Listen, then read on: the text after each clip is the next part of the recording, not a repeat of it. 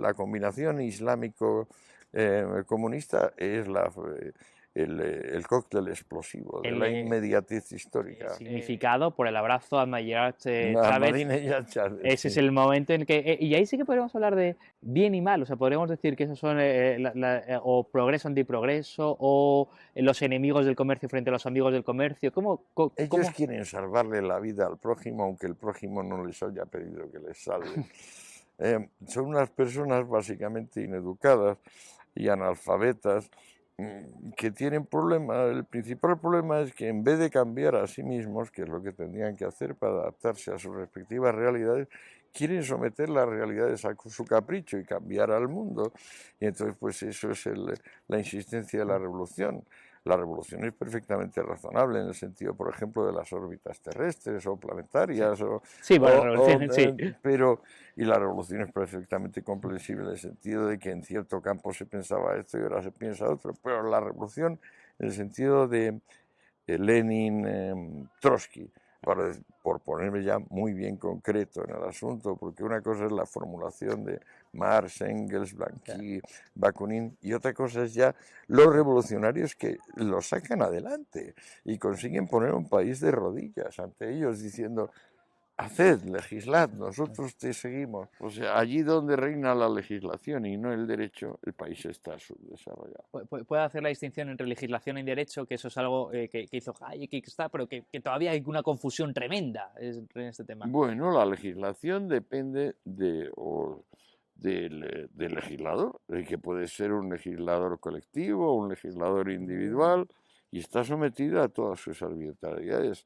El derecho es muy sencillo y no tiene más que una regla, que es la de que los pactos se cumplen. Pacta sunt servanda. Y si no se cumplen, la parte que lo ha cumplido tiene derecho a ser indemnizada. Prácticamente lo mismo es el principio que dice que la propiedad no se pierde ni se gana por violencia o fraude. En esas dos proposiciones está el derecho universal entero.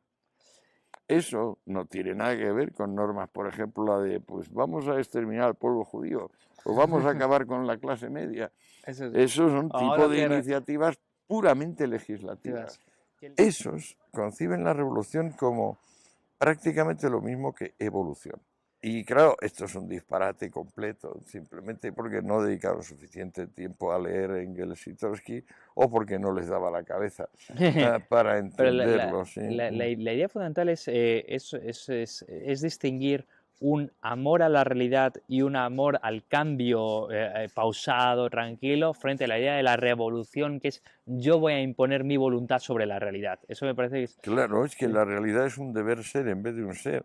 Antes de, digamos, no es un objeto de experiencia para los revolucionarios. Los revolucionarios, antes de tener la experiencia, ya saben cómo debe ser la experiencia. Están sometidos a la tiranía de la idea fija.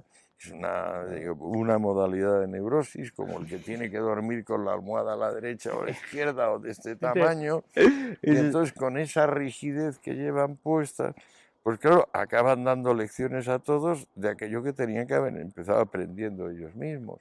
Libertad, seguridad es la gran disyuntiva. Hombre, digamos, es la tensión primaria. Hay unos que venden seguridad y otros que insisten en que déjeme usted con la libertad, que yo creo que es la mayor seguridad práctica que puedo tener. La libertad que es incertidumbre y uno entiende muy bien frente a libertad, seguridad... Apertura. En esta dicotomía libertad-seguridad es curioso cómo las masas han históricamente, reiteradamente, han elegido seguridad por el miedo a la libertad, que ya decía Fromm, pero ¿qué papel juega el miedo? Sí, pero el miedo a la libertad, tal y como lo plantea Eric Fromm, por ejemplo, Eric Fromm es un marxista cerrado. Sí, me gusta mucho más el título que la obra. La verdad es que el título es muy bueno, la obra es... La obra es despreciable. La obra es despreciable, realmente, sí, es una pena. Pero la idea del miedo a la libertad, que es el miedo a sí mismo, el miedo a lo que yo puedo lograr.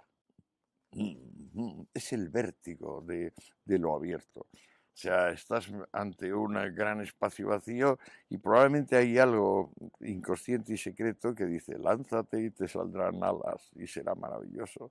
Pero entonces un razonable sentido común dice, quieto, y eso es el ataque de vértigo. El ataque de vértigo te impide, pero claro, por otra parte hay gente que se abonan al ataque de vértigo y eso significa que ya no se mueven de donde están. Practican la idea fija, su vida es nada más que un reino de derechos adquiridos. En general no hay vitalidad, no hay energía, no hay realidad. La realidad les molesta, ellos quieren que la realidad sea esto o aquello, pero no admiten que aquello está moviéndose y cambiando continuamente, no lo admiten. La inteligencia es puro fluir, por eso la libertad es lo supremo y sustancial. Porque entre libertad o miedo, usted ha tomado un partido claro, ¿no? Ha tomado y no es que perderle el miedo al miedo es en gran medida conquistar la salud. La salud. La salud, sí.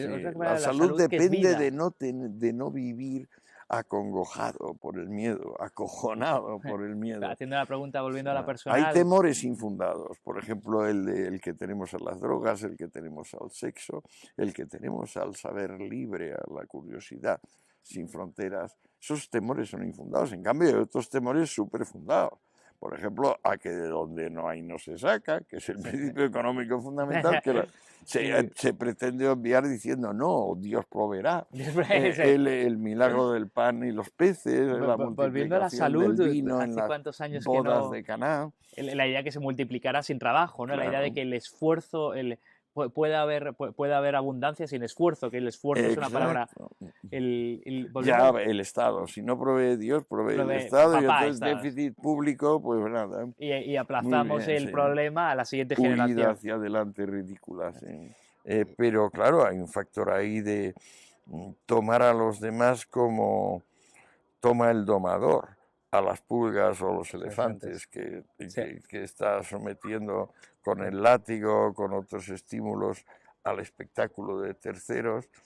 Y bueno, se han salido con la suya muchas veces, se van a seguir saliendo con la suya, pero todos los que pensamos somos sus enemigos y somos un enemigo de consideración.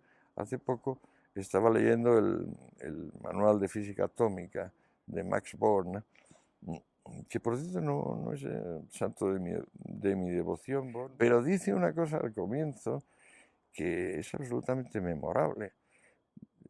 Todos los males del mundo se pueden resumir en que hay una idea verdadera y uno la conoce. Es una gran proposición y desarma a toda esta pandilla de mezcla de analfabetos, tiranos. Que eso es lo peor que usted le puede decir y canallas. A los revolucionarios, los que quieren imponer el deber ser sobre el ser, lo que peor que les puede decir es que son analfabetos, ignorantes. Sí, viven en el a priori. O sea, Hegel dice, no, o sea, el resultado es lo que cuenta.